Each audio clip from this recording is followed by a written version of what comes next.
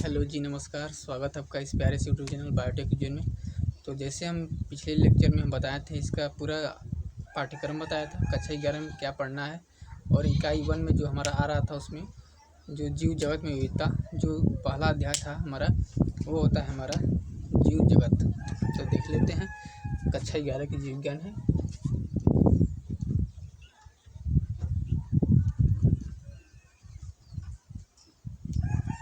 जीव विज्ञान कक्षा 11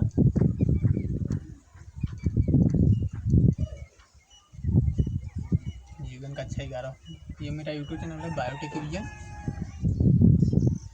बायोटेक विजन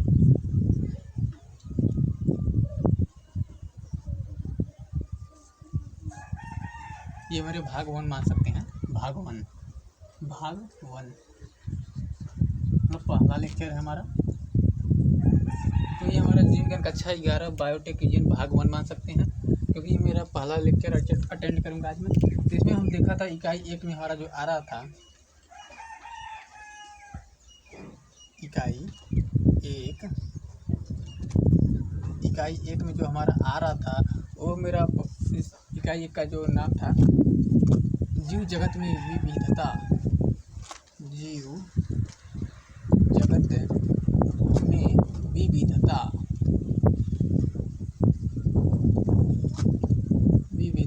इसमें जो जीव जगत की विविधता इकाई 1 में जो हमारा अध्याय आता है, पहला लेसन आता है चैप्टर, वो पहला लेसन है जीव जगत। अध्याय 1 में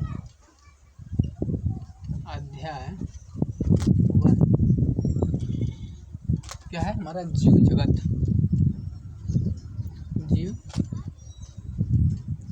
जगत, इसको इंग्लिश में हम बोलेंगे जी द लिविंग वर्ल्ड। द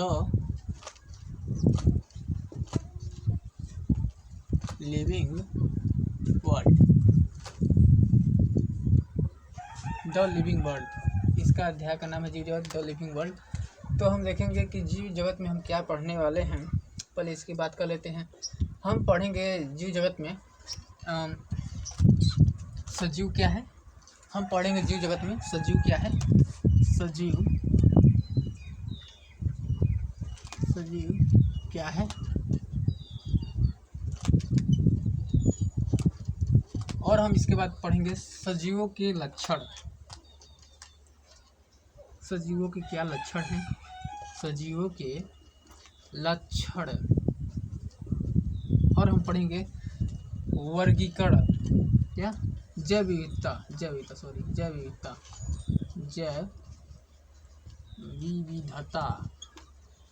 और इसके बाद हम पढ़ेंगे वर्गीकरण, और वर्गीकरण की साधन की सहायता क्या है। वर्गीकरण की सहायता साधन या वर्गीकरण को पढ़ सकते हैं। वर्गीकरण और वर्गीकी सहायता साधन, वर्गीकी और वर्गीकी सहायता साधन, क्या? वर्गीकी सहायता साधन। तो ये हमारा तीन हमारा 6 पॉइंट हो जा रहे हैं। अब बुलेट लगा दे रहा हूँ कि हम इस चीज़ में पढ़ेंगे। और भी आता है इसमें दुनिया पद्धति, वो वैज्ञानिक नाम भी आता है, वर्गीय पदानुक्रम, ये सब पढ़ेंगे इसी चैप्टर में। अभी तो इतना ही जो मुख्य हेडिंग है वो बता रहा हूँ मैं। तो हम इन सब को पढ़ने से पहले हम अभी कुछ बेसिक चीज़ देख लेते हैं। जीव विज्ञान क्या होता है, जीव विज्ञान क्यों पढ़ते हैं, और जीव विज्ञान का मतलब क्या होता है। तो हम पढ़ेंगे कि जीव विज्ञान यानी बायोलॉजी। जीव विज्ञान को इंग्लिश में बोलते हैं बायोलॉजी, BIOLOGY, बायोलॉजी। तो हम बायोलॉजी को अगर यहाँ पे लिख के देखें, BIOLOGY, ये हमारा बायोलॉजी है। देखिए, जो बायोलॉजी जो ये वर्ड लिखा है, वो बायोलॉजी वर्ड हमारे 2 वर्ड से मिलकर बना है। फर्स्ट वर्ड जो होता है वो हमारा होता है बायो, और सेकंड वर्ड होता है हमारा लॉजी। अब हम देखेंगे कि बायो शब्द किससे मिलकर बना है और लॉजी शब्द किससे मिलकर बना है। तो बायो देखेंगे हम, बायो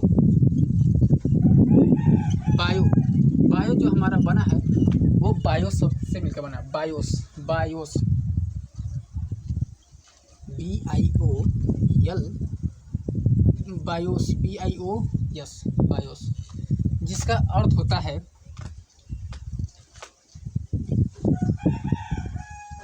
जिसका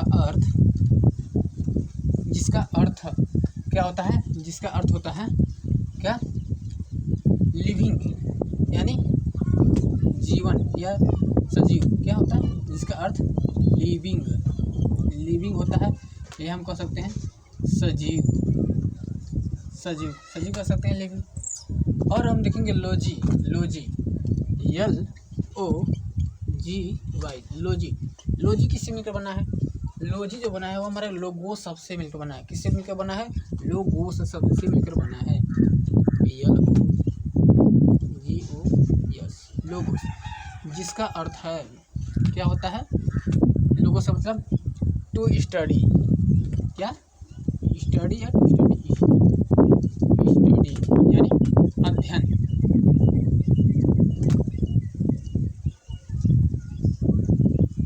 क्या अध्ययन।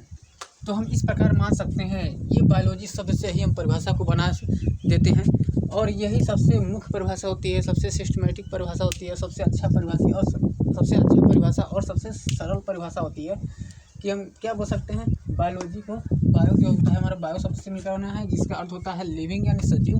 और लोजी जो बना है वो हमारे लोगो शब्द से मिलकर बना है जिसका अर्थ है स्टडी यानी अध्ययन। तो हम क्या बोल सकते हैं, सजीवों का अध्ययन, क्या सजीवों का अध्ययन क्या कहलाता है, जीव विज्ञान या बायोलॉजी, जीव विज्ञान या बायोलॉजी। क्या बोल सकते हैं, सजीवों का अध्ययन हमारा क्या कहलाता है, जीव विज्ञान या बायोलॉजी।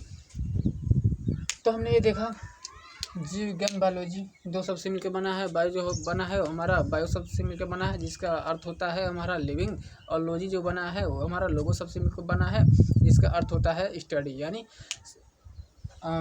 अध्ययन। तो हम बोल सकते हैं कि सजीवों का अध्ययन क्या कहलाता है, जीव विज्ञान। ठीक है, समझ आया। तो हम इसको पहले इरेज कर देते हैं इतना को। अब हम देखेंगे, अभी हम सब बता देंगे कि जनक कौन सा है, जनक कौन है और इनका शब्द किसने दिया, सब बताएंगे अभी। अब हम देख लेते हैं बायो को कितने वर्ग में विभाजित किया गया है, बायो को कितने प्रकार होते हैं, कितने भाग होते हैं बायो के।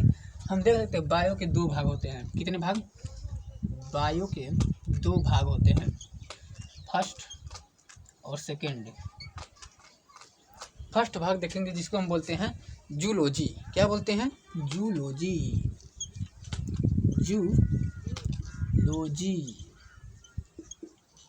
और सेकंड जो होता है वो हम बोलते हैं बोटनी। क्या बोलते हैं, बोटनी। अब देखेंगे जूलॉजी क्या होता है, जूलॉजी क्या होता है। तो जूलॉजी हम देखेंगे इसमें दो शब्द से भी मिलकर बना है, जू और लॉजी। जू का जाहिर सी बात हमने बचपन से पढ़ते आ रहे हैं, छोटे क्लास में जू मतलब चिड़िया या चिड़ियाघर। तो हम उन्हीं शब्द से समझेंगे चिड़ियाघर में क्या क्या होते हैं। जैसे जंतु होते हैं, बड़े छोटे जंतु होते हैं, जैसे जिराफ हो गया, शेर हो गया, और भी कुछ जैसे शेर और कंगारू हो गए, हिरन हो गया, और भी जैसे अच्छे जीव रखे जाते हैं। तो इसी तरह से हम समझ सकते हैं कि जूलॉजी मतलब जंतु, इसे हम हिंदी में बोलते हैं क्या, जंतु विज्ञान।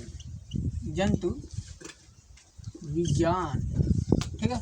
अब बोटनी को हम क्या हिंदी में बोलते हैं, वनस्पति विज्ञान। क्या, वनस्पति विज्ञान। तो आज से हम समझ लेंगे कि बायोलॉजी जो होता है यानी जीव विज्ञान के दो भाग होते हैं। पहला भाग होता है जूलॉजी जिसे हम बोलते हैं जंतु विज्ञान, और दूसरा भाग होता है बॉटनी जिसे हम बोलते हैं वनस्पति विज्ञान। तो हम देख लेते हैं बायोलॉजी जो होता है इसमें हम पेड़ पौधे और छोटे से लेके बड़े तक, पेड़ हो या पौधा हो, और उसमें छोटे से बड़े जीव का भी अध्ययन करते हैं। ऐसा ही नहीं कि सिर्फ शरीर और मनुष्य के बारे में अध्ययन करते हैं, नहीं। जीव विज्ञान का मतलब क्या होता है, सिर्फ सजीवों का अध्ययन। तो पेड़ पौधे क्या है, सजीव है। छोटे से बड़े जीव क्या है, सजीव है। वो भी प्राणी है, सांस लेते हैं, जीर्ण करते हैं, उसमें भी उपापचय क्रिया होती हैं, वृद्धि होती है, शोषण होती है, पोषण होती है, उत्सर्जन भी होता है, और भी क्रिया होती है इनमें। तो सबसे पहले हम देख लेते हैं जूलॉजी क्या है, किससे मिलकर बना है। तो देख लेते हैं जूलॉजी देख लेते हैं।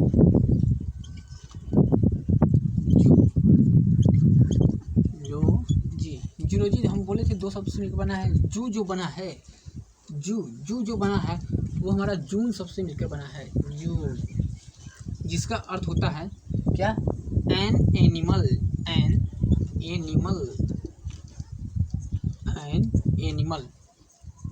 ठीक है, एन एनिमल यानी जंतु। और लॉजी का मतलब अध्ययन, ये तो पता ही आपको क्या लॉजी अध्ययन।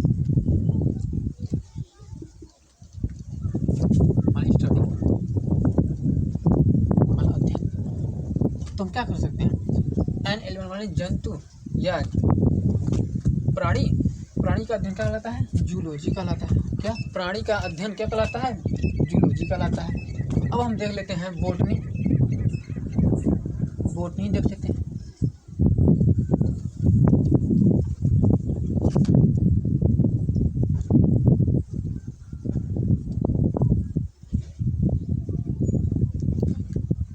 बोटनी देख लेते हैं। बोटनी जो शब्द होता है वो बोटेन से मिलकर बना है। किससे मिलकर बना है, बोटेन, भूलिएगा मत, बोटेन शब्द से मिलकर बना है, बोटेन, BOTANE, जिसका अर्थ होता है हर्ब्स और प्लांट। क्या, HERB, हर्ब्स या प्लांट्स, हर्ब्स या प्लांट यानी साग मतलब वही जो पेड़ पौधे होते हैं, उन्हीं को साग के अध्ययन अंतर्गत रखा जाता है। जैसे साग, झाड़ी, वृक्ष, ये सब क्या है, ये सब हर्ब्स होते हैं या प्लांट्स होते हैं, यानी पेड़ पौधे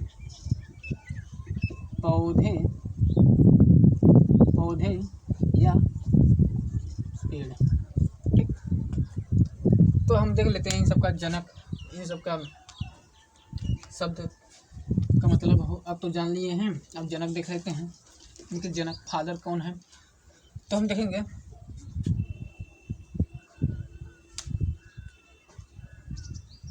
पहले देखेंगे फादर्स ऑफ बायोलॉजी, यानी जीव विज्ञान के पिता किसे कहते हैं। जीव विज्ञान के पिता, क्या, जीव विज्ञान के पिता कौन है, हमारे कौन, सबसे प्यारे और सबसे महान, जिन्होंने बहुत ही महत्वपूर्ण जीव विज्ञान एक बुक लिखा है, जिनके बारे में आज पूरी मेडिकल क्लासेस और सभी लोग इनके बारे में अध्ययन करते हैं। आज इन्हीं का देन है जिसके द्वारा हम पढ़ रहे हैं बायोलॉजी। अगर ये नहीं रहते हैं अरस्तु तो हम आज इनके बारे में अध्ययन नहीं कर पाते हैं, और कोई व्यक्ति बीमार पड़ता है तो उसकी अच्छी इलाज भी नहीं हो पाता। तो देख लेते हैं पिता इस कौन है, अरस्तु। क्या, अरस्तु। अब मान लेते हैं हाँ ठीक है अरस्तु इनके पिता है, तो हमें ये भी सब दिमाग में आता होगा कि बायोलॉजी के पिता अरस्तु हैं, तो इसका शब्द कौन दिया हुआ है, ये भी इम्पोर्टेंट सवाल है। तो बायोलॉजी या जीव विज्ञान जो हमारा शब्द दिए, जीव विज्ञान जो शब्द दिए वो हमारे दो वैज्ञानिक हैं, एक वैज्ञानिक के नाम है लैमार्क। आप लोग कक्षा 10वीं में पढ़े होंगे, लैमार्क तथा डार्विन और वो जीराफ वाला, उन्हीं संबंधित ये वैज्ञानिक का नाम है लैमार्क। वही वैज्ञानिक के संबंधित नहीं है, वही वैज्ञानिक लैमार्क। और दूसरा है ट्रेवीरेनस। क्या,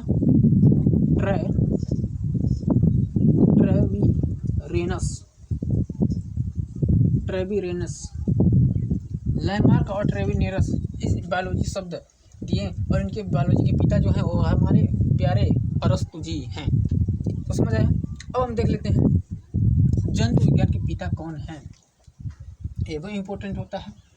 क्या, जंतु विज्ञान के पिता कौन है, तो हम देख लेते हैं इनके भी पिता कौन है। इनके भी हम देख लेते पिता, इनके भी पिता हमारे वही प्यारे जी जो हमारे वैज्ञानिक अरस्तु जी हैं। अब हमारी बात कुछ इनसे अलग हो जाती है बॉटनी में। अब बोलेंगे इनका भी अरस्तु, तो क्या इनका भी अरस्तु होगा, जी नहीं, इनका अरस्तु नहीं है तो इनका क्या है, इनका कोई दूसरा है। वो दूसरा हम देख लेते क्या है। तो हम वनस्पति विज्ञान यानी बोटनी के जो पिता हैं वो कौन है, बोटनी के पिता जो है वो हमारे थियोफ्रेस्टस। ये बहुत ही कुछ अलग तरह के वैज्ञानिक है थियोफ्रेस्टस।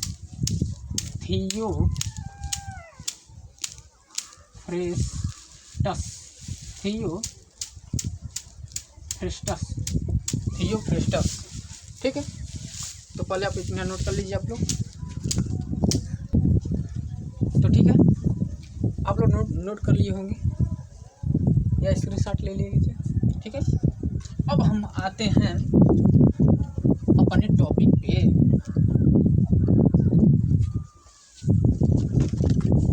हाँ, ये भी एक और भी महत्वपूर्ण बात है कि ये जो बायोलॉजी है ये लैमार्क और ट्रेविरेनस जो दिए थे, इनका शब्द लैमार्क और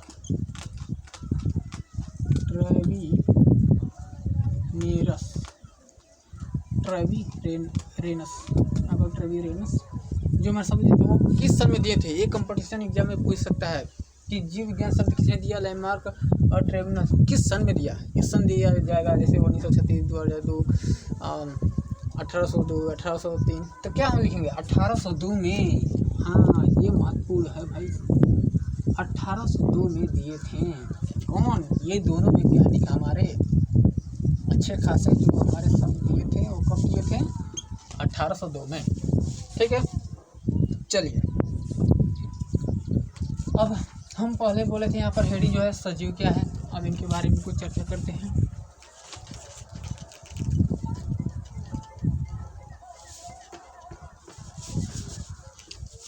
पहले इनके बारे में चर्चा न करके हम कुछ बेसिक या कुछ इनके बारे में कुछ जान लेते हैं। देखिए, इस हम जीव जगत इस चैप्टर का मतलब से समझ लेते हैं। जीव क्या है, जीव का मतलब कोई भी जीव, जगत का मतलब संसार। मतलब हम देखेंगे इस संसार में जितने भी जीव पाए जाते हैं उनका अध्ययन हम करेंगे तो जीव जो होते हैं वो हम देखेंगे कि अगर हम चारों तरफ अपने वातावरण में देखें तो विभिन्न प्रकार के छोटे जीव तथा बड़े जीव हमें दिखाई देते हैं। चाहे पादप हो, चाहे वो जंतु, चाहे वो कीट हो, चाहे वो पक्षी हो। तो हम देखेंगे सभी प्रकार के जीव जंतु दिखते हैं। और जैसे छोटे भी जीव होते हैं, जैसे माइकोप्लाज्मा से लेकर बड़े जीव जैसे व्हेल मछली तक हम देखते हैं। और हम देखते हैं ये भी कि कुछ जीवों और जंतु में कुछ समानता भी है, कुछ भिन्नता भी है। कुछ लक्षण अपना दिखा रहे हैं, कुछ लक्षण नहीं दिखा रहे हैं। और ये जीव कुछ में प्रकाश संश्लेषण हो रही है तथा कुछ में प्रकाश संश्लेषण नहीं हो रही है। तो ये तो हो गई सामान्य की चीज़ें। और जैसे देखते हैं कुछ कीट होते हैं, जैसे केचुआ, इसमें नर और मादा दोनों होते हैं। ये बरसात के मौसम में ज़मीन पर रेंगकर चलते हैं। ये दोनों होते हैं, मतलब जल पर भी मिलते हैं और स्थल पर मिलते हैं। यानी इस पृथ्वी पर 3 मंडल में ही जीव मिल सकते हैं। जैसे एक होता है हमारा स्थल मंडल, एक होता है हमारा जीव मंडल और एक हमारा होता है क्या, वायुमंडल, ठीक है। स्थल मंडल, जल मंडल और वायुमंडल, इन तीनों में ही मिलते हैं। जैसे स्थल पर कौन कौन मिलता है, पादप हो गए, ठीक है। पादप दोनों मिलते हैं। जैसे कुछ जल में मिलते हैं, जैसे यूट्रिकुलरिया और भी कुछ पौधे हैं।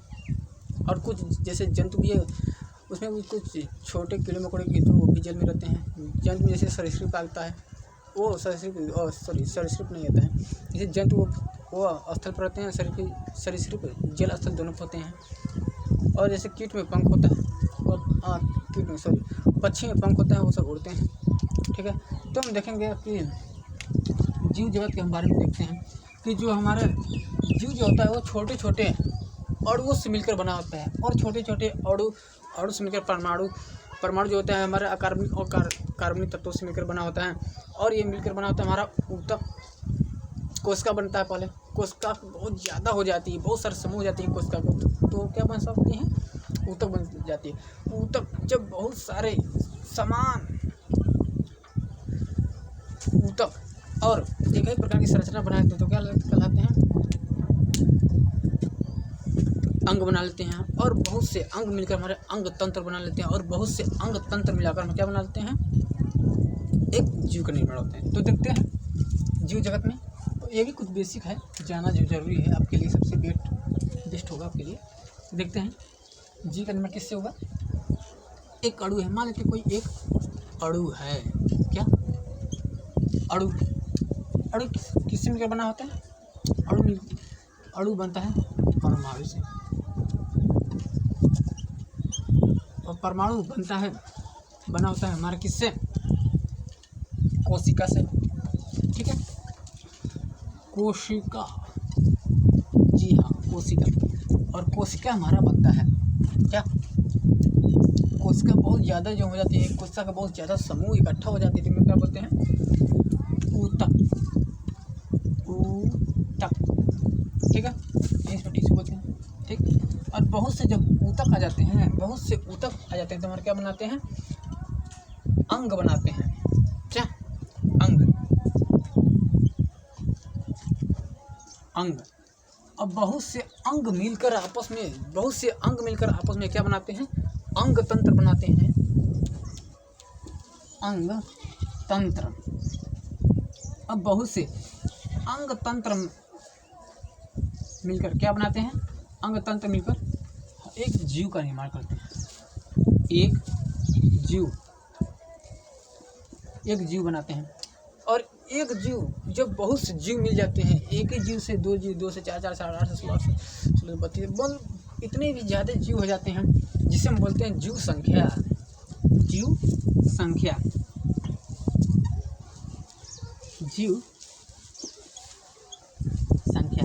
और ये जीव संख्या क्या करती है, आगे बहुत से जीव मिल जाते हैं, अलग अलग जीव मिलके क्या बनाते हैं, हमारे पारिस्थितिक तंत्र।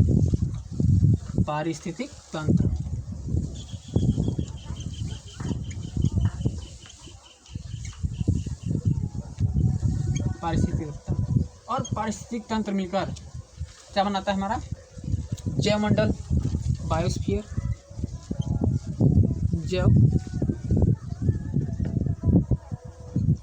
जैवमंडल।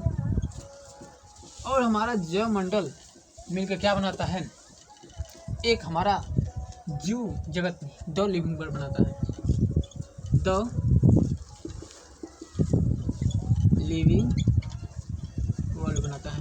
तो आप लोग समझ गए होंगे कि हम चैप्टर में क्या पढ़ेंगे, या इस चैप्टर में किस तरह से बना है, जीव किससे बना है, अणु मिलकर बना है, अणु परमाणु जो होता है कोशिका से ऊतक से अंग से अंग तंत्र, और अंग तंत्र एक जीव बनाता है। और एक जीव बहुत से ज़्यादा जीव हो जाते हैं तो जीव संख्या में बना जाता है, और जीव संख्या बहुत से मिल जाते हैं तो क्या बनाते हैं, पारिस्थितिक तंत्र। अब पारिस्थितिक तंत्र बहुत ज़्यादा हो जाते हैं तो जैवमंडल बनाते हैं। जैवमंडल बनाकर आगे जो होता है वो हमारे द लिविंग वर्ल्ड, हमने पहले ही बोला जैवमंडल, यानी जैवमंडल तीन ही है, स्थलमंडल, जलमंडल और वायुमंडल। जैवमंडल हमारे यही होते हैं। और इसी पर क्या मिलते हैं, इसी पर हमारे मिलते हैं जीव, क्या द लिविंग वर्ल्ड यानी जीव मिलते हैं इसी पे। समझ आया, ठीक है, इसको हम इरेज कर देते हैं।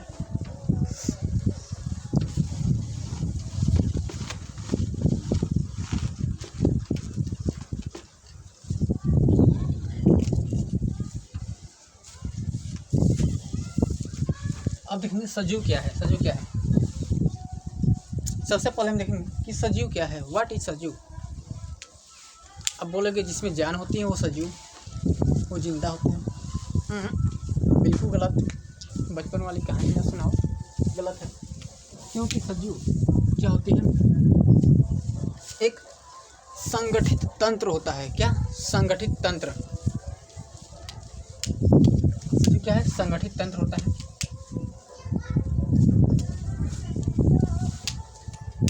किसी अणु का एक संगठित तंत्र होता है। क्या सजीव हम किसे बोल लेंगे, सजीव जो होता है, अभी हम बताया किसी अणु का क्या संगठित तंत्र होता है। संगठित क्या होता है, सजीव।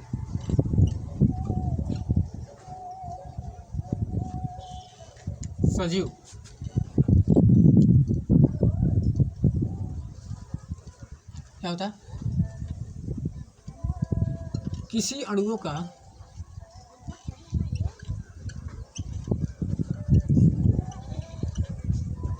एक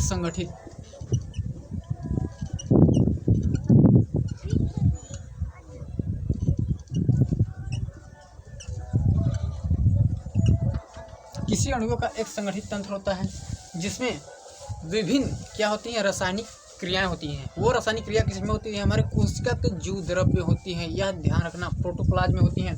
इसी अणुओं का एक संगठित तंत्र होता है जिसमें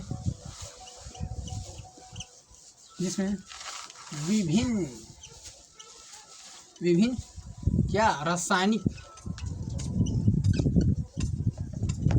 क्रियाएं संपन्न होती हैं या क्रियाएं होती हैं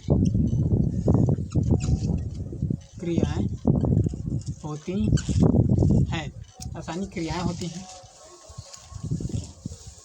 जिसमें विभिन्न रासायनिक क्रियाएं होती हैं। ये क्रियाएं इसमें लिख देंगे, ये क्रियाएं प्रोटोप्लाज्म में होती हैं। ये क्रियाएं किसमें होती हैं, जीव द्रव्य में होती हैं। जीव द्रव्य यानी प्रोटोप्लाज्म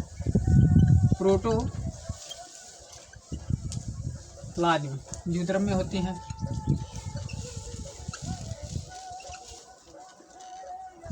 और किसी अणुओं का एक संगठित तंत्र जिसमें विभिन्न रासायनिक क्रियाएं होती हैं, ये क्रियाएं जीव द्रव्य में होती हैं तथा इसमें क्या होती है, वृद्धि तथा इसमें वृद्धि जनन तथा वृद्धि जनन एवं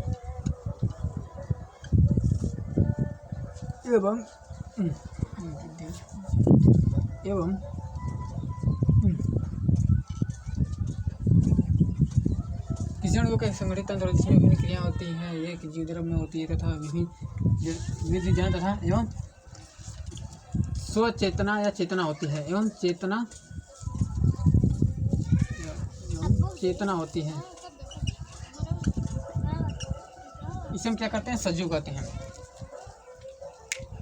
बस सजीव की कोई परिभाषा अभी तक कोई निश्चित रूप से नहीं दी गई है। या हम ये भी कह सकते हैं किसी जीव का, या हम ये भी कह सकते हैं किसी जीव का वृद्धि, उनका विकास, जनन तथा किसी दूसरे लक्षण को जो प्रदर्शित करता है वो क्या होता है, सजीव का होता है। या जो सजीवों को निर्जीव से अलग करता है, या जो सजीवों को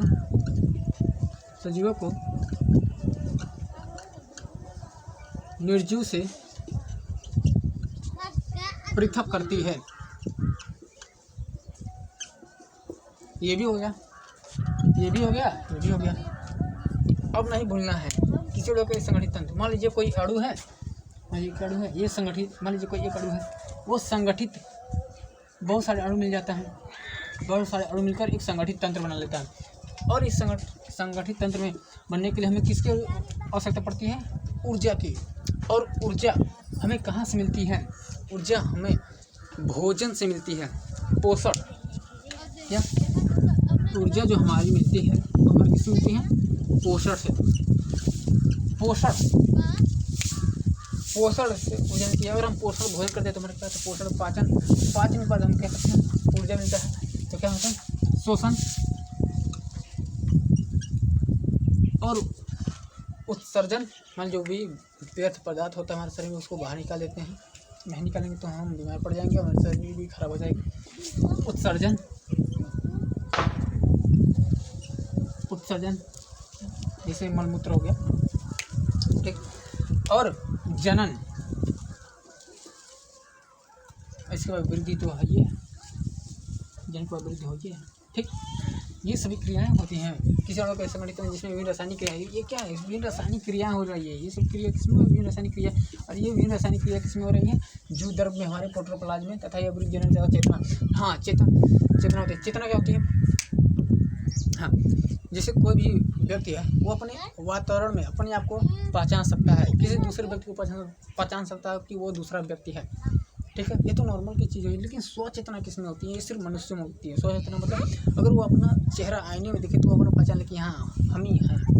अगर कोई भी जानवर आता है, मान लीजिए कुत्ता, और कुत्ते को अगर आईने के सामने हम दिखाएंगे तो कुत्ता अपने आप को पहचान तो लेगा, चेतना तो है कुत्ता ही है, लेकिन वो उसमें सोच चेतना नहीं है कि वो हम ही है कि दूसरा। वो भूखने लगेगा, सोचेगा कोई दूसरा दुश्मन आ गया मेरा, लेकिन वही रहेगा कुत्ता ही। समझ रहे हैं आप मेरी बात को? तो यही है सजीव, ठीक है।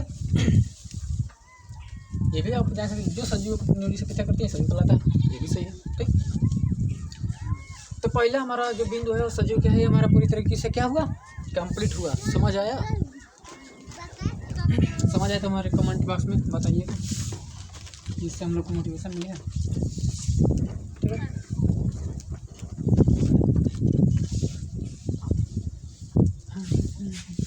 अब देखेंगे, क्या देखेंगे, हमारे सजीवों का लक्षण। क्या देखेंगे? सजीवों का लक्षण, सजीवों के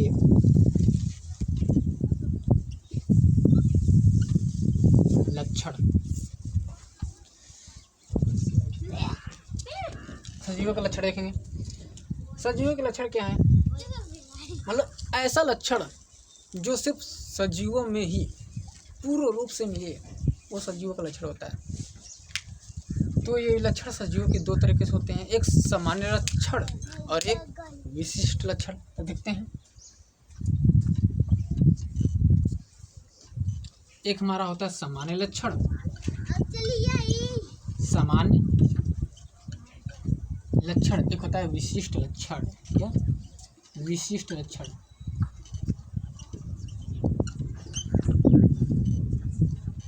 क्या सजीवों के लक्षण में हमारा होता है दो, एक सामान्य लक्षण, एक विशेष लक्षण। विशेष लक्षण क्या है?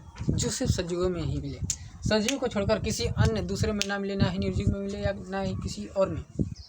और सामान्य का मतलब यानी सजीव में मिले और कुछ कुछ हल्का सा निर्जीव में मिल सकते हैं। ये क्या है? हमारे सामान्य लक्षण हो सकते हैं। तो विशेष लक्षण हम देखेंगे, पहले हम देख लेते हैं सजीवों के लक्षण ही। सजीवों के लक्षण देख लेते हैं, इसको इस साइड देख लेते हैं। एक सामान्य लक्षण हो गया और दूसरा हमारा हो गया विशिष्ट लक्षण।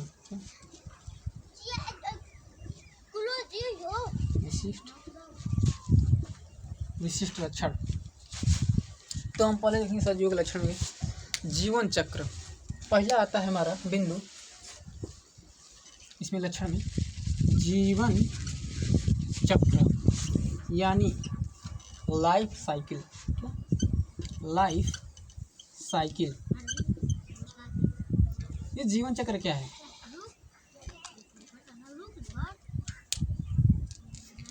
कोई भी व्यक्ति होता है या कोई भी जीव होता है, वो प्रजनन करके एक जीव को उत्पन्न करता है, और वह जीव वृद्धि होकर किशोरावस्था, बाल्यावस्था से किशोरावस्था में आता है, और किशोरावस्था से वो आता है वयस्क अवस्था में, और वयस्क अवस्था में वह उसकी विवाह होती है और वो भी एक नए संतान कर देता है, और वयस्क अवस्था से उसका वृद्धि अवस्था आती है, और वृद्धि अवस्था से उनकी एक प्राकृतिक मृत्यु हो जाती है। यानी कोई व्यक्ति जन्म ले रहा है और उनकी प्राकृतिक मृत्यु हो जा रही है।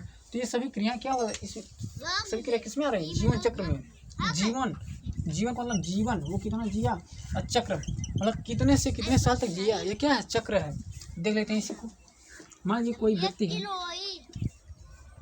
व्यक्ति का क्या हुआ? जन्म हुआ। व्यक्ति का क्या हुआ? जन्म हुआ। जन्म से ये क्या हुआ? ये बाल्यावस्था में आए, या हम बोल सकते हैं हाँ बाल्यावस्था में। बाल्यावस्था से किस में आए? बाल्यावस्था से हमारे आए किशोरावस्था।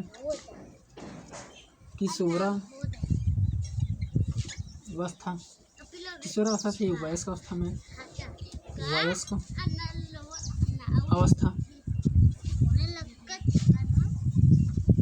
अवस्था, और इनका वयस्क अवस्था से ही क्या हो जाती है? इनका वृद्धावस्था जाती है। क्या? वृद्धावस्था। और वृद्धावस्था आने के बाद इनकी क्या हो जा रही है? इस व्यक्ति का जन्म से बाल्यावस्था, किशोरावस्था, किशोरावस्था से वयस्क अवस्था, वयस्क अवस्था से वृद्धावस्था, वृद्धावस्था से इनकी क्या हो जा रही है, मृत्यु हो जा रही है। मृत्यु यह मृत्यु प्राकृतिक हो रही है अपने आप, जो सामान्य में होती है। तो ये सब क्या है, ये यहाँ से लेकर माने यानी जन्म से लेकर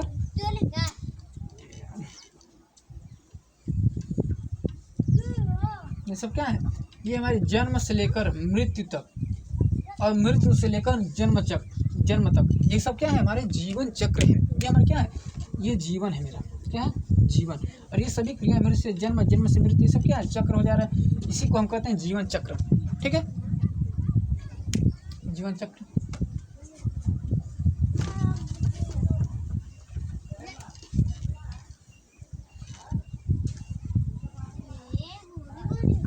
तो हम लिखेंगे जीवन चक्र में किसी भी जीव का जन्म होता है, किसी जीव का जन्म होता है और जन्म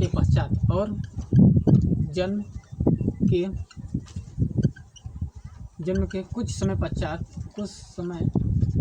पश्चात उनकी वृद्धावस्था आती है, उनकी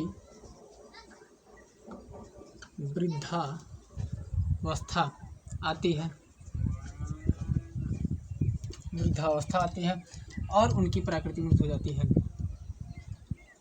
और उनकी प्राकृतिक मृत्यु हो जाती है। ये हमारा हो गया जीवन चक्र। अब दूसरा देखते हैं इसमें,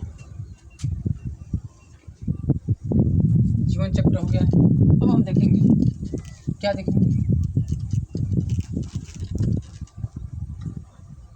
वृद्धि।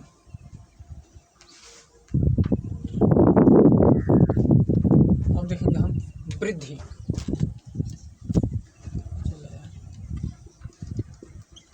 वृद्धि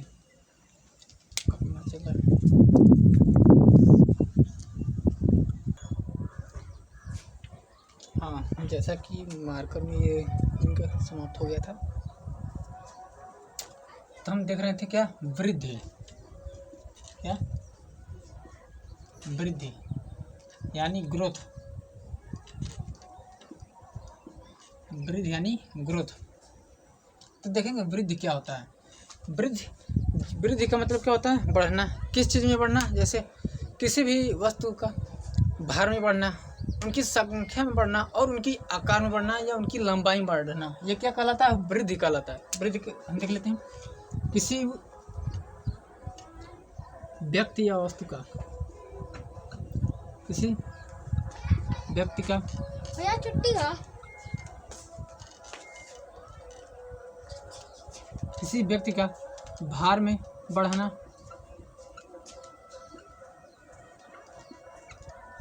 आकार में बढ़ना तथा उनकी संख्या में बढ़ना, तथा उनकी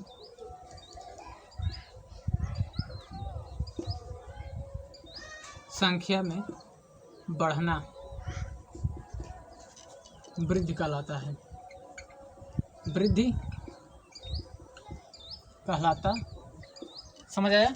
किसी भी व्यक्ति के भार में बढ़ना या उनकी संख्या में बढ़ना या उनकी आकार में बढ़ना क्या कहलाता है, वृद्धि कहलाता है। तो ये वृद्धि दो तरीके से होता है, जैसे कुछ वृद्धि बाह्य वृद्धि होती है तथा कुछ वृद्धि आंतरिक वृद्धि होती है। जैसे कुछ वृद्धि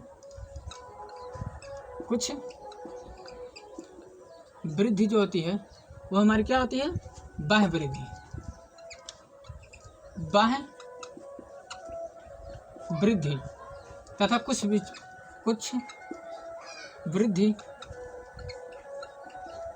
हमारी क्या होती है, आंतरिक वृद्धि। आंतरिक वृद्धि तो हम देख लेते हैं, या बाह्य वृद्धि का मतलब, बाह्य वृद्धि का मतलब किसी भी हिमालय के जो पर्वत होती है, अगर उनमें कुछ अलग से बर्फ के टुकड़े अगर इकट्ठा हो जाते हैं उनकी क्या होती है, वृद्धि होने लगती है। मतलब हिमालय का आकार क्या होता है, बढ़ने लगता है, ठीक है, वो भी वृद्धि करने लगती है। तो क्या होगी, बाह्य वृद्धि, मतलब बाह्य चीज़ों से जुड़कर उनका वृद्धि होना क्या कहलाती है, बाह्य वृद्धि। आंतरिक वृद्धि क्या कहलाती है, आंतरिक वृद्धि क्या होती है, आंतरिक वृद्धि वह होती है जो किसी आंतरिक शरीर में होती है। क्या किसी शरीर के आंतरिक में होती है, आंतरिक वृद्धि कहलाती है। जैसे आंतरिक वृद्धि जैसे मनुष्य में होती है, हम लोगों में क्या होती है, हमारे शरीर में जो कोशिका होती है उनमें कोशिका में क्या होती है, विभाजन होती है। कोशिका 1 से 2, 2 से 4, 4 से 8, 8 से 16, 16 से 32, 32 से 64, 64 से क्या होती है, और भी वृद्धि करती है, ठीक है। और आंतरिक वृद्धि यह पौधों में देखते हैं, पौधों में जो होता है आंतरिक वृद्धि यह क्या होती है, जीवन पर्यंत होती रही। पौधों में आंतरिक वृद्धि, आंतरिक वृद्धि क्या होती है, जीवन पर्यंत, यानी जब तक उसका जीवन तब तक बढ़ती रहेगी, जीवन पर्यंत। और जंतुओं में क्या होता है, जंतुओं में आंतरिक वृद्धि, जंतुओं में आंतरिक वृद्धि का मतलब इनमें कुछ सीमा तक, कुछ सीमा तक, मतलब कहने का अर्थ है पौधों में जो आंतरिक वृद्धि होती है वो जीवन पर्यंत होती है। यानी जीवन पर्यंत का मतलब उनके जो पौधे में जो उनका विभाज्य होता कोशिका होती है उसमें वृद्धि होती रहती है, और यह वृद्धि जीवन पर्यंत होती रहती है।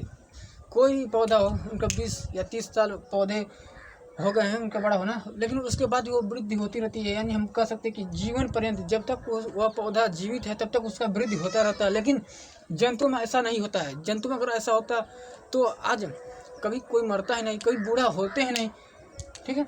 जंतु जो आंतरिक वृद्धि होता है वो कुछ सीमा तक होती है। कुछ सीमा का मतलब यानी इनका जो वृद्धि होती है ये लगभग 50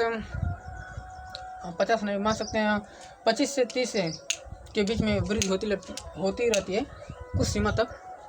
और उसके बाद वृद्धावस्था आ जाती है। वृद्धावस्था का सब पूरा कोशिका विभाजन ही उनका रुक जाता है। जैसे चोट लगने पर उनका जो घाव देखते हैं बहुत देर से ठीक होता है, बहुत इलाज करना पड़ता है। उनका जो शरीर की जो कोशिकाएं जो बहुत ही नाजुक हो जाती हैं जिससे वो वृद्धि नहीं कर सकती हैं। उनका जीव द्रव भी बहुत ही उतना विकसित नहीं हो पाता है, ठीक है। तो ये रहा आपका वृद्धि। हाँ, तो वृद्धि जैसे हम मान सकते हैं कि वृद्धि जो है यह हमारे सजीवों के लक्षण तो हैं, लेकिन कैसा लक्षण है, सामान्य लक्षण है, विशिष्ट लक्षण नहीं है। सामान्य लक्षण, ये विशिष्ट लक्षण।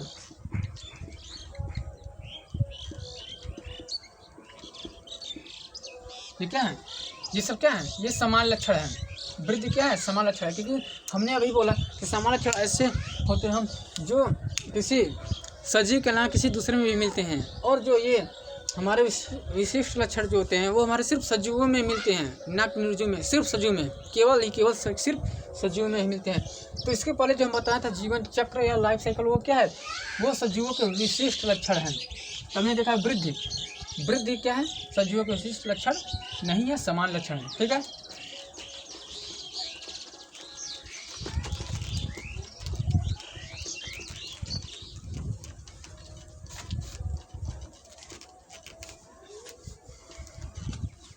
अब हम देखेंगे इसके बाद हमारा जो आता है अगला लक्षण जो आता है,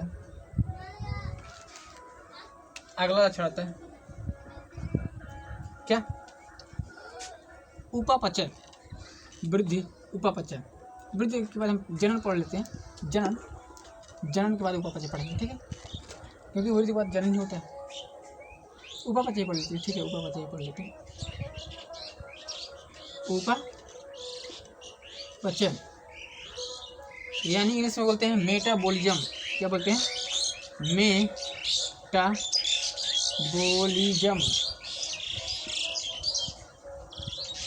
मेटाबॉलिज्म क्या होता है, उपापचय क्या है आखिर इसमें। मेटाबॉलिज्म का मतलब क्या है, हमारे शरीर में जितनी भी रासायनिक क्रियाएं होती हैं, जितने भी रासायनिक क्रिया होती है, वृद्धि, जनन, पोषण, उत्सर्जन, ये सब क्या होती है, इसी के अंतर्गत होती है। उपापचय की क्रिया होती है, सांस भी लेते हैं, उपापचय की क्रियाएं होती हैं।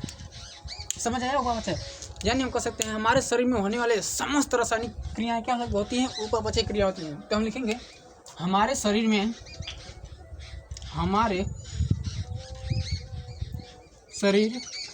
में होने वाली समस्त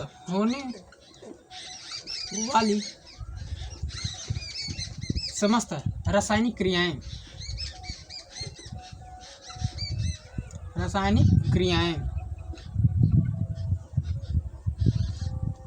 उपापचय कहलाती हैं।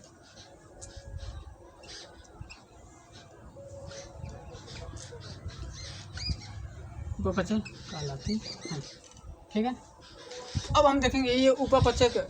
अब तो जान ही गए होंगे, हमारे शरीर में होने वाले समस्त क्या पूरी रासायनिक क्रियाएं उपापचय कहलाती हैं। ठीक है, अब देखेंगे उपापचय कितने तरह के होते हैं। तो जैसे उपापचय में कुछ रासायनिक क्रियाएं बनती हैं तथा कुछ बिगड़ती हैं, कुछ टूटती हैं तथा कुछ निर्माणकारी होती हैं। जैसे कुछ जो हम देखेंगे, कुछ बनती हैं उन क्रियाओं को क्या कहते हैं, उपचय, तथा कुछ जो बिगड़ती है, जो नष्ट होती हैं, जो टूटती हैं, वो क्या होती है हमारे अपचय यानी कैटाबोलिज्म। ठीक है, देख लेते हैं इनको भी। उपापचय हम बोला कि यह दो तरीके से होते हैं, दो तरीके से। इसको हम बोलते हैं उपचय यानी एनाबोलिज्म, एनाबोलिज्म। ठीक, आइए हमारा होता है अपचय कैटाबोलिज्म।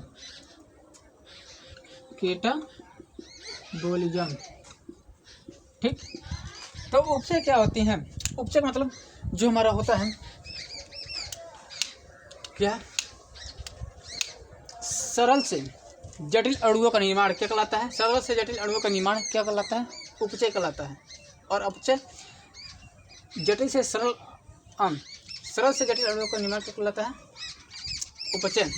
और अपचय जटिल से सरल अणुओं का निर्माण क्या कहलाता है, अपचय। उपचय ये हमारा होता है निर्माण कार्य।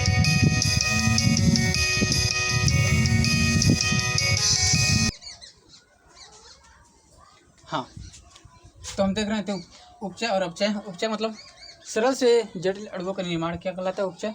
और अपचय जटिल से सरल अणुओं का निर्माण, जटिल से सरल अणुओं का निर्माण अपचय। और उपचय सरल से जटिल अणुओं का निर्माण, इसमें क्या कहलाता है, ये निर्माणकारी होता है। ये निर्माणकारी होता है। ये क्या होता है, ये विघटनकारी होता है।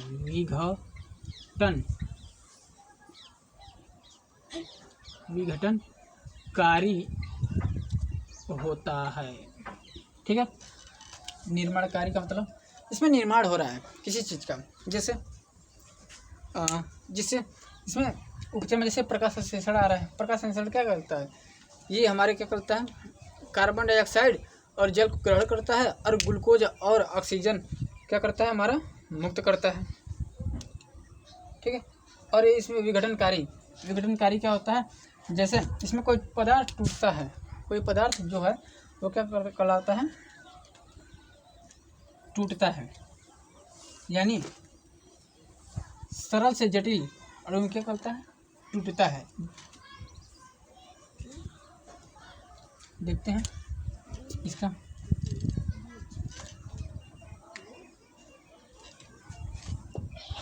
देख सकते हैं, जैसे प्रकाश संश्लेषण। जैसे प्रकाश संश्लेषण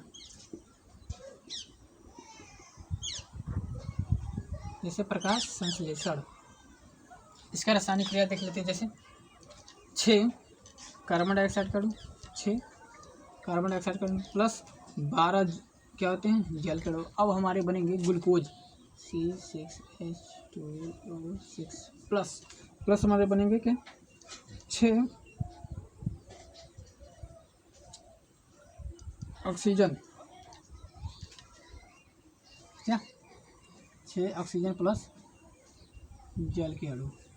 ठीक है,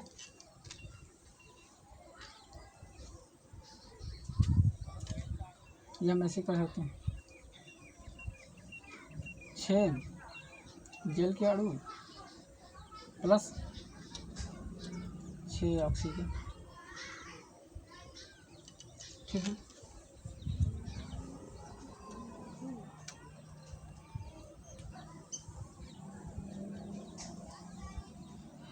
अब उपचय देखेंगे। अपचय ये क्या होता है? विघटनकारी। विघटनकारी में क्या होता है? जैसे इसमें जो होता है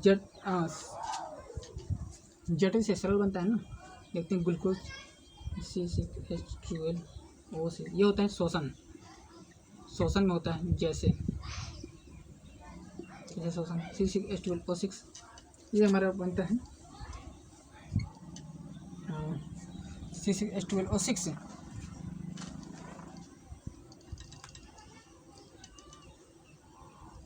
6 ऑक्सीजन प्लस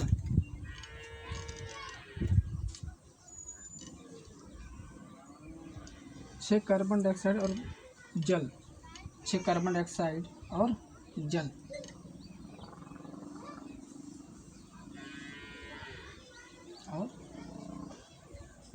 और ऊर्जा,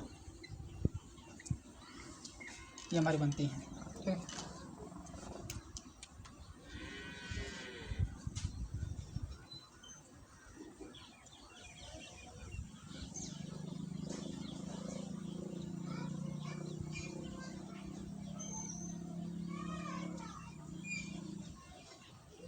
तो ये हमारा हो गया उपपचय।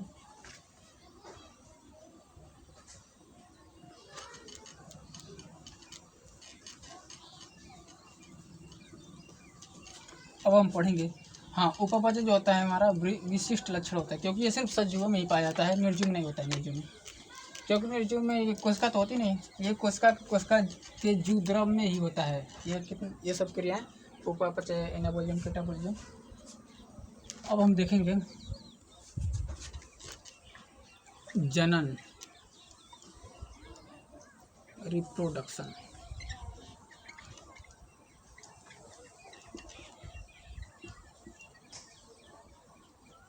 क्या होता है जनन? जनन का मतलब होता है किसी भी एक जीव से किसी भी नए जीव को उत्पन्न करना। किसी भी एक जीव से नए जीव को उत्पन्न करना जनन कहलाता है। ठीक है, यानी अपने समान संतान उत्पन्न करना किसी भी जीव के द्वारा, किसी भी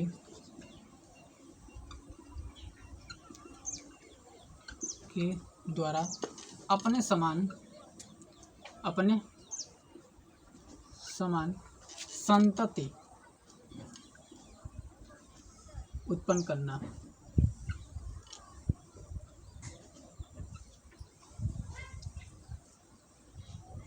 क्या कहलाता है? हमारा जनन कहलाता है। किसी भी जीव के द्वारा अपने समान संतति उत्पन्न करना क्या कहलाता है? जनन कहलाता है। ठीक है, जनन में हमारा 2 प्रकार होते हैं। एक होता है अलैंगिक जनन और दूसरा होता है लैंगिक जनन। अलैंगिक जनन क्या होता है देख लेते हैं। जनन हमारे कितने प्रकार के होते हैं? 2 प्रकार के। कितने प्रकार के? 2 प्रकार के। 2 प्रकार के होते हैं। हमारे जनन भी क्या होते हैं? 2 प्रकार के होते हैं। ठीक है, एक होता है अलैंगिक जनन। अलैंगिक जनन यानी एसेक्सुअल, और होता है लैंगिक जनन यानी सेक्सुअल रिप्रोडक्शन। लैंगिक जनन। ठीक है, 2 प्रकार का जनन होता है। अलैंगिक जनन में जो निषेचन होता है वो पूर्ण रूप से निषेचन नहीं होता है। इसमें निषेचन होता नहीं है, इसमें निषेचन होता है, यानी निषेचन नहीं होता। निषेचन नहीं, इसमें निषेचन होता है। निषेचन होता है। इसमें युग्मक, इसमें जो होता है युग्मक नहीं बनता। युग्मक नहीं बनता, इसमें युग्मक बनता है। युग्मक बनता है और इसमें एक जनक की आवश्यकता होती है। क्या? एक जनक भाग लेते हैं।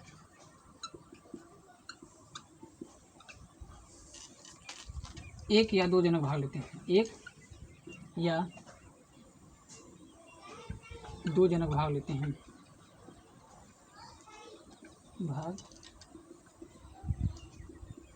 हैं, ठीक है।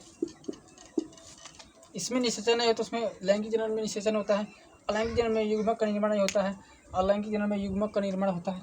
अलैंगिक जनन में 1 जनक भाग लेते हैं और लैंगिक जनन में 1 या 2 जनक भाग होते हैं। अब बोलोगे कि लैंगिक जनन में और अलैंगिक जनन में इसमें भी 1 है, इसमें भी 1 है, ये कैसे? यानी 1 यानी कोई पुष्प होता है जो लैंगिक रूप से होता है बाइसेक्सुअल, उसमें देखेंगे आप कोई पुष्प है, मान लेते कोई पुष्प है, ये उसका क्या होता है? नर भाग है। ये इसका क्या होता है? मादा भाग होता है। यानी एक ही पुष्प पर नर और मादा दोनों पाए जाते हैं। क्या? नर और मादा दोनों पाए जाते हैं एक ही पुष्प पर। क्या? एक ही पुष्प पर क्या होता है? नर और मादा दोनों पाए जाते हैं। यानी एक जनक भाग ले रहे हैं। इसमें से जो नर युग्मक बनेंगे ये वर्तिकाक पर आएंगे, वर्तिकाक पर होते हुए परागनाली के माध्यम से होते हुए ये कहाँ पहुँचेंगे? बीजाणु तक पहुँचेंगे। ठीक है। और 2 जनक यानी एक 2 जनक की आवश्यकता होती है। इसको देख लेते हैं। ठीक है। 2 जनक की आवश्यकता होती है। जैसे एक हो गया नर, एक हो गया मादा। ठीक है। नर को हम दर्शाते हैं एरो से, मादा को दर्शाते हैं मादा यानी यप। फीमेल को इस तरह लिखते हैं इसलिए इनको इस चीज़ से दर्शाते हैं, यानी इस चीज़ से। ठीक है। मादा मान लेते नर में बनता है युग्मक, जो नर में बनता है वो होता है शुक्राणु। युग्मक बनता हुआ होता है शुक्राणु, स्पर्म।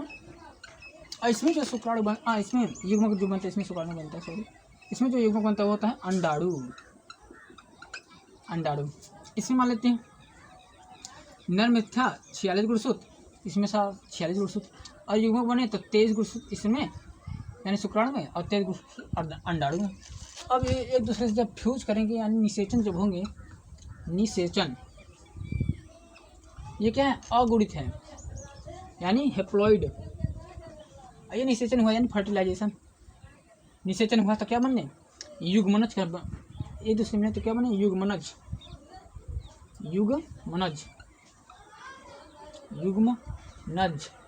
यानी गैमिट। ठीक है, गैमिट। अब देखेंगे नर से 46 गुण होते हैं, मादा में 46 गुण होते हैं। नर बनते हैं नर युग्मक, मादा बनते हैं मादा युग्मक। नर में जो युग्मक बनते हैं उसमें 46 गुण, नर में 46 गुण से युग्मक बने 23 हो गए, और 46 गुण से मादा में इसमें शुक्र बने 23 गुण अंडाणु हो गए। यानी ये हैप्लॉइड है, ये भी हैप्लॉइड है। इसमें जो निषेचन होता है वो होता है युग्मक बन जाता है, और निषेचन होते हैं एक कोशिका का निर्माण होता है, और ये कोशिका विभाजित होकर भ्रूण का निर्माण करता है, और भ्रूण जो आगे विकसित होकर एक शिशु का निर्माण करता है, और शिशु पूरी तरीके से विकसित होकर परिपक्व होकर क्या बनाता है? एक जीव बनाता है। ठीक है। और समझ गया लैंगिक जनन। लैंगिक जनन में कितने जनक भाग लेते हैं? 2। ठीक है। और एक और देख लेते हैं। अब बोलोगे इसमें 1 जनक क्यों होते हैं? जैसे 1 जनक, जैसे अमीबा होता है, वो अमीबा मरने से पहले अपने समान एक ही मरता नहीं है, लेकिन वो अमर माना जाता है, क्योंकि एक कोशिकीय जीव होता है। वो अपनी क्या करता है? पहले अपने केंद्र को विभाजित कर लेता है। केंद्र से पूरी तरीके से एक केंद्र 2 से 4, 4 से 8, 8 से 16, और पूरी तरीके से केंद्र विभाजित करके अपनी एक पूरी समान संरचना बना देता है, जिसे हम क्लोन कहते हैं। क्लोन का मतलब होता है अपनी पिता के समान पूरी तरीके से होना, ना उनकी आकार ना उनकी भार में परिवर्तन न होना, ये कहलाता है क्लोन। मतलब एक निश्चित संरचना होना इसका भी और पिता का भी। इसमें विभिन्नता नहीं होती। विभिन्नता मतलब भिन्नता, अलग नहीं होता है, सेम होता है। विभिन्नता नहीं, इसमें विभिन्नता होती है, विभिन्नता होती है। ठीक। तो ये हमारे हो गए जनन।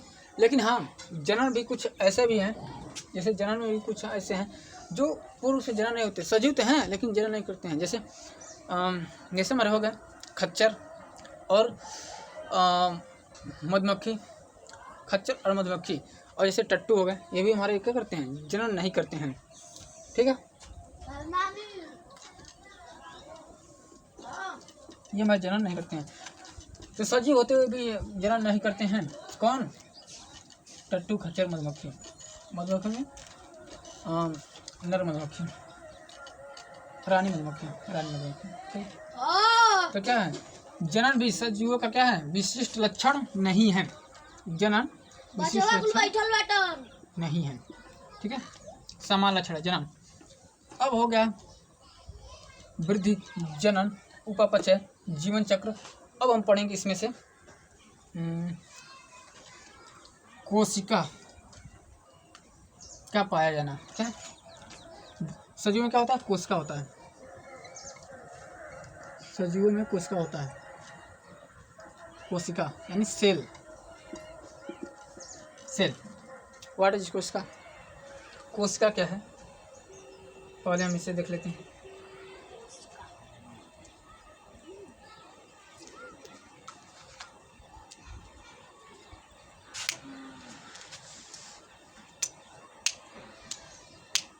कोशिका, कोशिका जो होती है वो हमारे शरीर की पूरा संरचना को बनाती है और उसी कोशिका में हमारे शरीर की समस्त क्रियाएं भी होती हैं। यानी कोशिका को हम कह सकते हैं ये हमारे शरीर की संरचनात्मक और क्रियात्मक इकाई होती है। ह्यूमन बॉडी और structural and functional of unit of cell, unit of cell देखते हैं। यह सजीवों की संरचनात्मक और क्रियात्मक इकाई होती है, क्रियात्मक इकाई होती है।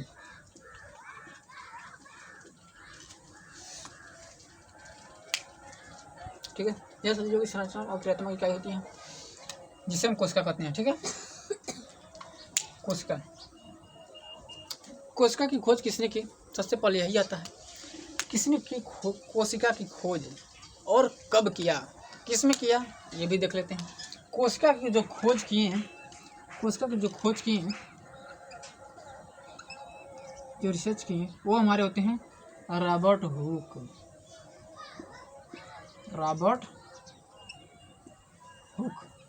रॉबर्ट हुक ने 1665 ईस्वी में, क्या 1665 ईस्वी में एक ओक पादप, क्या लिए? ओक पादप, ओक पौधा या ओक पादप। रॉबर्ट हुक ने 1665 ईस्वी में ओक पादप की क्या लिए? छाल लिए। क्या लिए? एक छाल लिए जिसे कार्क ऊतक कहते हैं। इस छाल को हम क्या बोलते हैं? कार्क ऊतक, कार्क ऊतक। इन्होंने सूक्ष्मदर्शी की सहायता से देखा ओक पादप की छाल को, कार्क ऊतक को, क्या सूक्ष्मदर्शी की सहायता से देखे तो उन्होंने पाया एक छोटे छोटे मधुमक्खी की छत्ते की समान संरचनाएं दिखाई दी, जिन्होंने उन्हें बोला सेलुले। क्या बोला? सेलुले, सेलुले, सेलुले बोला। और ये सेलुले जो आगे चल के कोशिका कहलाने लगी। तो इन्होंने रॉबर्ट हुक ने कोशिका की खोज की, वो भी एक खोज की, लेकिन किस कोशिका की खोज की? मृत्यु कोशिका की खोज की, मृत्यु कोशिका की खोज की रॉबर्ट हुक ने। मृत्यु कोशिका, मृत्यु कोशिका, मृत्यु कोशिका का मतलब इसमें जीव द्रव पूरी तरीके से क्या हो, समाप्त हो गया हो, उसे क्या कहते हैं? मृत्यु कोशिका। ठीक है, मृत्यु कोशिका। और समझ गए कोशिका? कोशिका भी हमारे दो प्रकार के होते हैं। एक हमारे होते हैं एक कोशिका, एक हमारे होते हैं बहुकोशिका। कोशिका जो हमारे होते हैं वो दो प्रकार के होते हैं। क्या? दो प्रकार के। एक कोशिका, एक कोशिकी, यूनिसेल्यूलर, एक कोशिका, और बहुकोशिका, बहुकोशिका।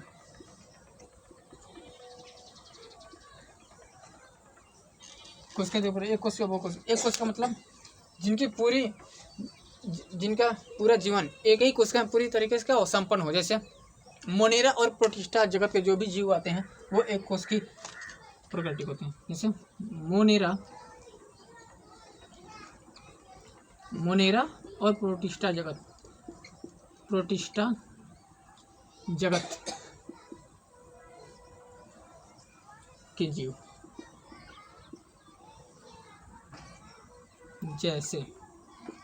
जैसे मोनेरा और प्रोटिस्टा जगत के जीव, जैसे जीवाणु, नीलहरित शैवाल,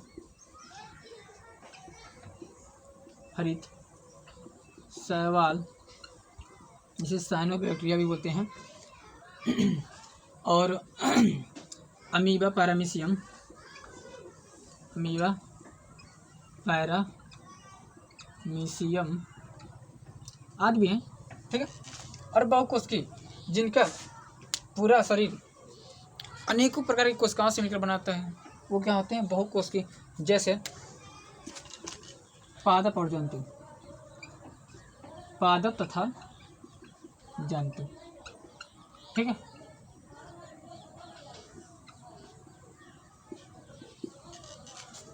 पौधे में भी, जैसे पौधों को भी दो भागों में बांटा गया है, जैसे क्रिप्टोगम और फेंड्रोगम। क्रिप्टोगम भी ये हमारे बहुत प्रकार के होते हैं, जैसे थाइलोफाइटा, ब्रायोफाइटा, टेरिडोफाइटा, ठीक है। और फेंड्रोगम में जो हमारे होते हैं वो हमारे होते हैं जिम्नोस्पर्म, एंजियोस्पर्म, ठीक है, ये हमारे होते हैं। और जंतु को भी 11 संघों में बांटा गया है। जंतु को जैसे Porifera, Coelenterata, Ctenophora, Platyhelminthes, Aschelminthes, Annelida, Arthropoda, Mollusca, Echinodermata, Hemichordata और कार्डेटा, ठीक है। ये हमारी कोशिका हो गई। ये हमारे देखेंगे कोशिका क्या है? कोशिका ये सजीवों का एक लक्षण तो है, और साथ ही साथ यह एक विशिष्ट लक्षण है, क्योंकि जितने भी निर्जीव होते हैं उनमें कोशिका तो नहीं पाया जाता, ठीक है। ये हमारा हो गया कोशिका। अब हम देखेंगे पोषण, श्वसन देख लेते हैं। श्वसन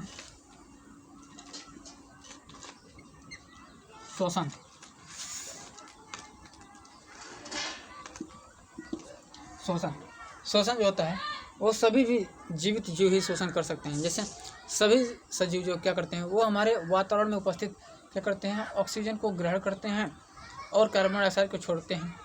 तो क्या होते हैं, वो अपने शोषण करते हैं।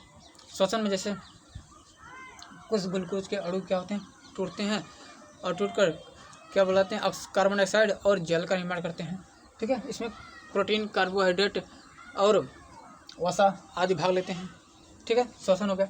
श्वसन भी क्या है, सजीवों के लक्षण रहते हैं, ठीक है। अब श्वसन, पोषण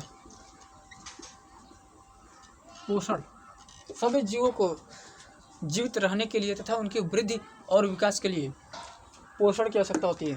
पोषण, न्यूट्रिशन।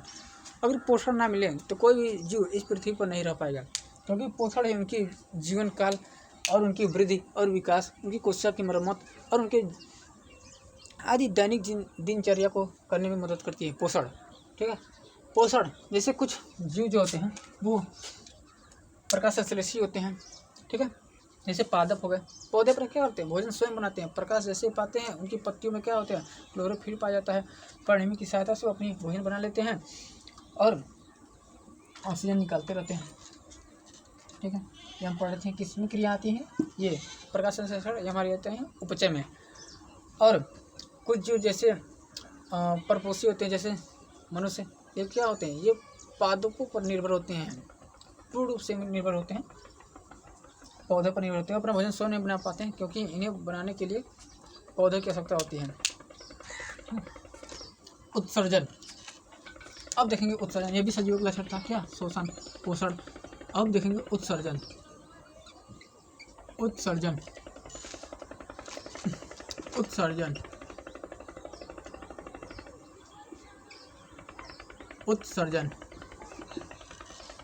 भी क्या है, सजीवों के लक्षण होते हैं। जैसे उत्सर्जन, हम जितने भी खाद्य पदार्थ खाते हैं उनका बाहर निकलना क्या कहलाता है, उत्सर्जन। यानी हमारे शरीर में जो भी हानिकारक पदार्थ होते हैं वो बाहर निकल जाते हैं, ये कहलाते हैं उत्सर्जन। जैसे मल मूत्र, पसीने इत्यादि, आंसू, ठीक है, ये सब क्या है, उत्सर्जन होते हैं। मतलब शरीर के हानिकारक या अनुपयोगी पदार्थों को बाहर निष्कासित करने की क्रिया कहलाती है उत्सर्जन, ठीक है।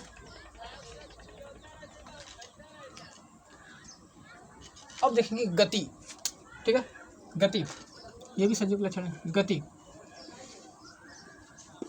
मोशन। गति, गति क्या होती है? गति का मतलब अपनी जगह छोड़कर एक स्थान से दूसरे स्थान तक जाना क्या कहलाता है? गति कहलाता है।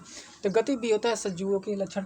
जैसे सजीव क्या करते हैं? अपना स्थान छोड़कर दूसरे स्थान पर चले जाते हैं। और जैसे पेड़ पौधे भी सजीव में आते हैं, लेकिन पेड़ पौधे अपना जड़ भूमि में दबाए रखने का वो अपने स्थान गति नहीं करते, लेकिन उनकी भी कुछ जड़ें भी होती हैं, कुछ तने भी होती हैं, वो अपना गति करती रहती हैं। जैसे सूर्यमुखी का पौधा, प्रकाश की तरफ उनका क्रमकुंचन गति होता है, फोटोट्रॉपिंग, ठीक है। जैसे प्रकाश पाता है सूर्य का पौधा, उनका जो सूर्यमुखी का फूल जो होता है वो प्रकाश की तरफ मुड़ जाता है, ठीक है। ये भी हमारा गति होगा। अब हमारे सजीवों के लक्षण क्या होगा? समाप्त हुआ है। क्या क्या पढ़ें सजीवों के लक्षण में? सजीवों के लक्षण में क्या क्या पढ़ें?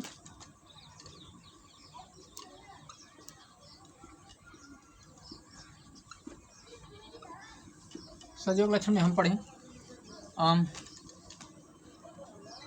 जीवन चक्र, और हम पढ़ें वृद्धि, जनन, वृद्धि बाद उपपचय पढ़े ना,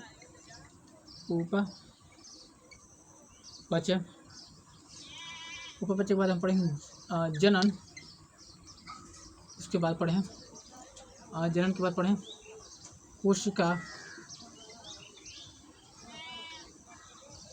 कोशिका,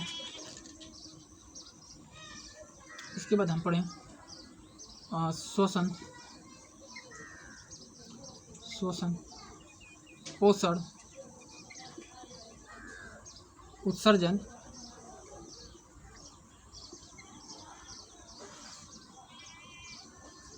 और हम पढ़ें गति।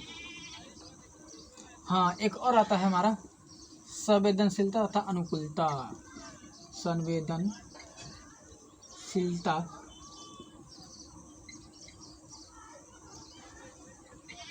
तथा अनुकूलता तथा चेतना।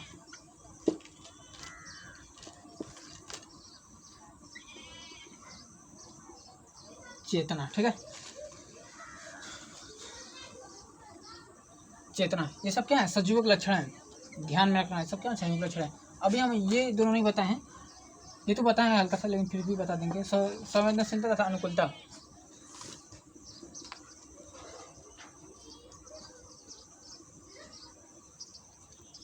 तथा अनुकूलता,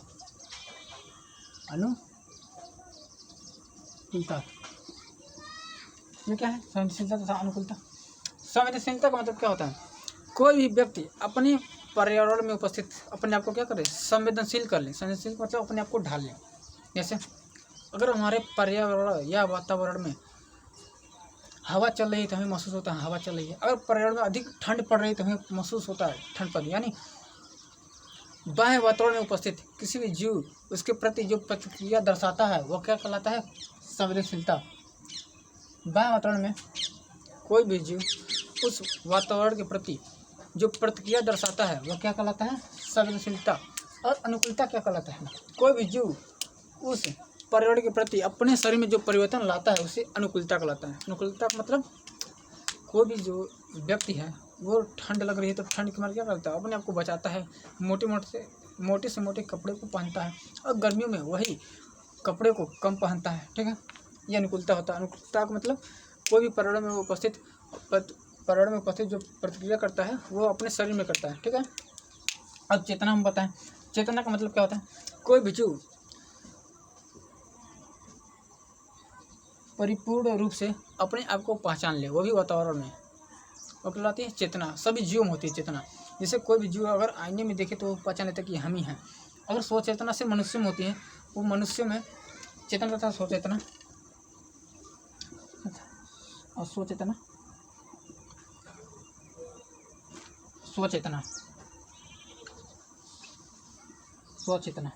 ठीक है। चेतना तथा स्वचेतना मतलब कोई भी मनुष्य सिर्फ मनुष्य में होता है। अगर मनुष्य अपना चेहरा देखे तो समझ जाएगा कि हम ही हैं, ठीक है।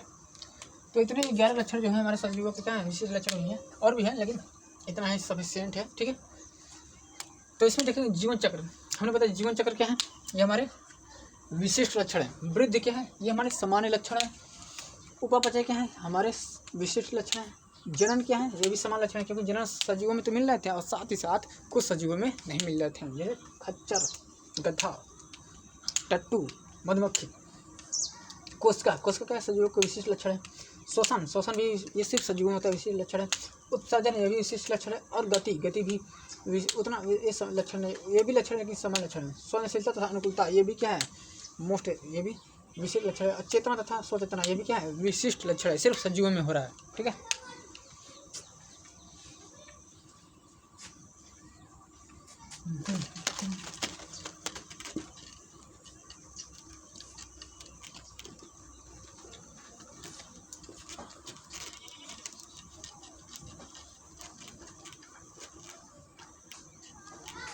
अब देखेंगे जैव विविधता।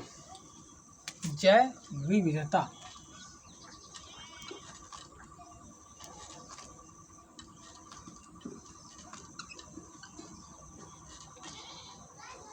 जैव विविधता, बायोडाइवर्सिटी। ठीक, विविधता का मतलब क्या होता है, अनेकों जीवों का पाया जाना विविधता है।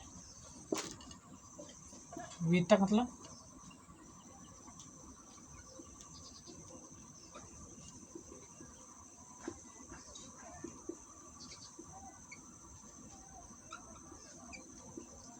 अनेकों जीवों का क्या पाया जाना विविधता है। जग मतलब जीव, यानी जीवों को पृथ्वी पर अनेक प्रकार के जो जीव होते हैं वो क्या होते हैं, जैव विविधता होते हैं।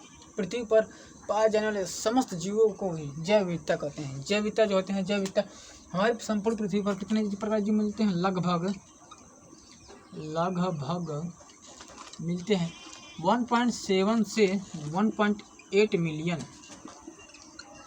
8 मिलियन क्या मिलते हैं, जीव मिलते हैं। ठीक, 1.7 से 1.8 मिलियन। ठीक है, जिसमें से जो जंतु मिलते हैं, जंतु वो हमारे होते हैं 1.25 मिलियन, और जिसमें से कीट होते हैं, कीट 1.025%, और हमारे जो पादप यानी पौधे जो होते हैं, पादप वो मानते हैं ये 25% होते हैं। क्या 25%, ये हमारे होते हैं पादप। ये हम बोल सकते हैं 70% क्या मिलते हैं, 100 में से 70% क्या मिलते हैं, कीट। ठीक, कीट की संख्या अधिक है। और 100 में से 70% क्या मिलते हैं, जंतु मिलते हैं। क्या जंतु मिलते हैं, और 100 में 70% जंतु मिलते हैं, जंतु मिलते हैं। और इसी 70 में से कीट मिलते हैं, और 30% क्या मिलते हैं, हमारे सूक्ष्म जीव मिलते हैं। सूक्ष्म जीव मिलते हैं। और हमारे जो 20% हुआ वो हमारे पादप मिलते हैं, पादप। ठीक है, ये जैव विविधता का मतलब हुआ। जैव विविधता मतलब पृथ्वी पर उपस्थित अनेक जीवों का पाया जाना जैव विविधता कहलाता है। ठीक है,